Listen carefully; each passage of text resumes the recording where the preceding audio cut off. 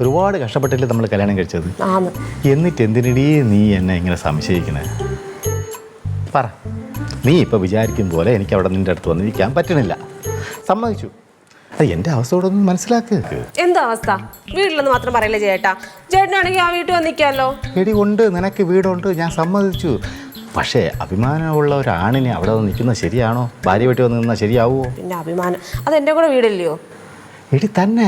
എന്നാലും നാട്ടുകാർ പറയില്ലേ ജയന്താ അച്ചി വിട്ട് വന്നിരിക്കുന്നു, ജയന്താ അച്ചി വിട്ട് വന്നിരിക്കുന്നു. അത് മോശമല്ലേ? ഒന്ന് ചേട്ടാ എഴുന്നേരം. നാട്ടുകാരാണല്ലോ നമുക്ക് ചിലവിന് തരുന്നത്. പിന്നെ നാട്ടുകാരെ നോക്കി അങ്ങ് ജീവിക്കാൻ പറ്റും. അങ്ങനെ പറയരുത്. ചില കാര്യങ്ങളൊക്കെ നാട്ടുകാരെ കാര്യം നമ്മൾ നോക്കണ്ടേ.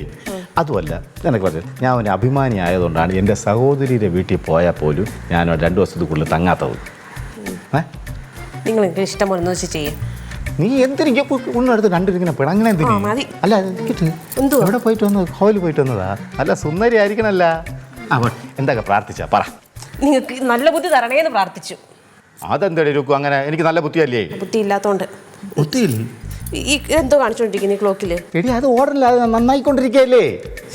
പൊന്നു മണ്ട, ഇതിനകത്ത് ബാറ്ററി ഇട്ട് നോക്ക്. എന്നിട്ട് ഒന്ന് ബാറ്ററി ഇട്ടിട്ട് തിരിച്ചു വെച്ച് നോക്കോടും. അയ്യോ, അങ്ങനെ ഒരു സംഭവം കിടക്കണം കേട്ടാ. അത് ഞാൻ മറന്നു, സത്യമായിട്ട് മറന്നു. നല്ല ബുദ്ധിയാ. എന്ത് എടി? നല്ല ബുദ്ധിയാണ്. പിന്നെ ഈ കൊറോണ വന്ന സമയത്താണ് എനിക്ക് ഈ ബുദ്ധി കുറഞ്ഞു പോയത്. സത്യമായിട്ട് കൊറോണ വന്നോണ്ടാണ്. അല്ലെങ്കിൽ പണ്ടൊക്കെ എനിക്ക് ഭയങ്കര ബുദ്ധിയായിരുന്നു. എനിക്ക് കൊറോണ ഒക്കെ വന്നിട്ടുണ്ട്. എന്നിട്ട് എൻ്റെ ബുദ്ധിക്ക് ഒരു കുറവില്ലല്ലോ. അതാണ്, അവിടെയാണ് എൻ്റെ ബുദ്ധി നീ മനസ്സിലാക്കേണ്ടത്. അതുകൊണ്ടാണ് ഞാൻ നിന്നെ കല്യാണം കഴിച്ചത്. അല്ലേ? അപ്പൊ ബുദ്ധി ഉണ്ടോ ഇല്ലയോ? ആ, ബുദ്ധിയൊക്കെ ഉണ്ട്. നീ വന്നിട്ട് ചന്ദനൊന്നും ഇട്ട് തന്നില്ലല്ലേ? ഇത് വിളിച്ചായിരുന്നോ? അതൊന്നും അങ്ങനെ ചോദിക്കണം. ഞാൻ ഇന്ന് രാവിലെ കുളിക്കാറില്ലേ? അത് ഞാൻ മറന്നുപോയി. ഏമേ, നീ കുറച്ച് ബുദ്ധി കൊടുക്കണേ.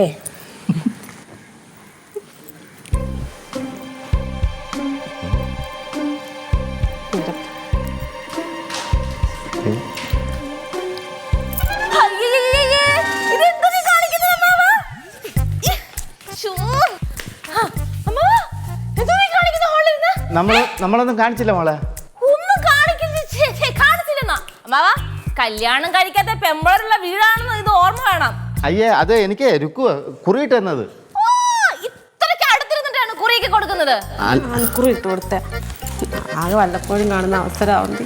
എന്തെങ്കിലും ഒന്ന് നടക്കട്ടെ. നടക്കട്ടെ, ഞാൻ ചുമ്മാ അതല്ലേ പറഞ്ഞത്.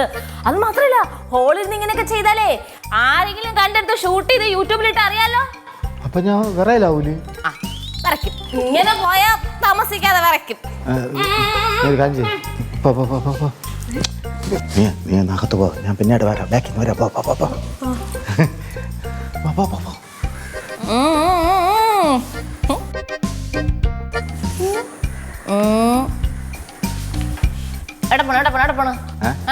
അതെ മോളെ, എനിക്ക് കുറച്ച് പണിയുണ്ട്. എന്ത് പണി? ഇത് നന്നാക്കണം. ശരി പോട്ടാ. ഞാൻ ഇവിടെ തന്നെ കറങ്ങി നടക്കുന്നൊരു ഓർമ്മ വേണം രണ്ടുപേർക്കും. ആ പോ